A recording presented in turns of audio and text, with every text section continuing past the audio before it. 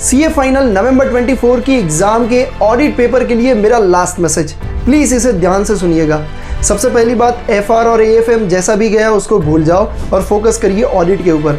अब ऑडिट में काफ़ी सारे स्टूडेंट्स की क्वेरी होती है कि भैया जो पेपर है वो लिखने में बहुत दिक्कत आती है, हम लिख तो लेते हैं बट मार्क्स नहीं मिलते। सबसे बड़ा ये क्वेश्चन है। तो सबसे पहली बात, आपको मार्क्स को लेके आने के लिए थोड़ा स्मार्ट वर्क करना पड़ेगा।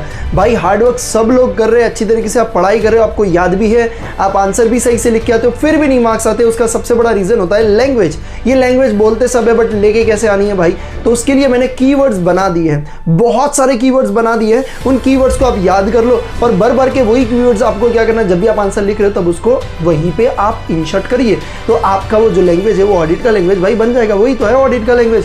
तो बट वो कीवर्ड्स है कहाँ पे? टेलीग्राम चैनल पे मैंने कीवर्ड्स अपलोड कर दिए हैं, तो लिंक आपको कमेंट डिस्क्रिप्शन बॉक्स में मिल जाएगी, उस पर क्लिक करिए और ऑडिट के सारे कीवर्ड्स आप देख लीजिए, कहाँ पे क्या क्या चीज़ें यूज़ करना है, ऑडिट में कौन से वर्ड्स आपको यूज़ करने हैं आंसर लिखते टाइम। तो वो सब चीज़ों का आप ध्यान रखिएगा और उसी तरीके से लिखिएगा, आप डेफिनेटली अच्छा स्कोर कर पाओगे।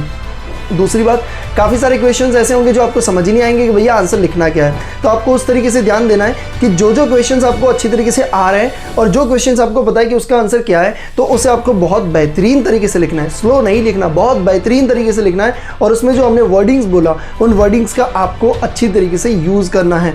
तो ये चीज़ आपको सबसे पहले ध्यान में रखना है। एक और चीज़, जब भी आपको क्वेश्चन पूछा है तो उसको 2 से 3 तरीके से सोचिए कि आंसर में लिखना क्या है। कई बार मैंने देखा, इवन मेरे साथ भी हुआ है भाई, ठीक है, कि क्वेश्चन पूछा गया और मैंने सोचा कि यार इसमें तो ये पूछा है, मैंने आंसर भी लिख दिया। घर पे आके देखा सजेस्टेड आंसर आया, तब पता चला कि ये नहीं, ये तो ये पूछा था और वो भी आंसर मुझे याद था।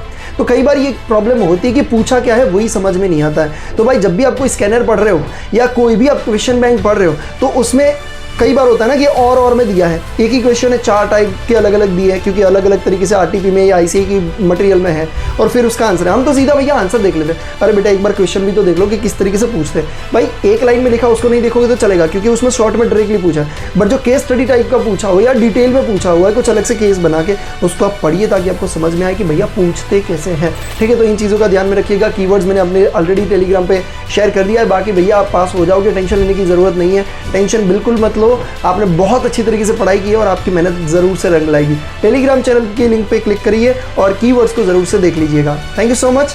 जय हिंद।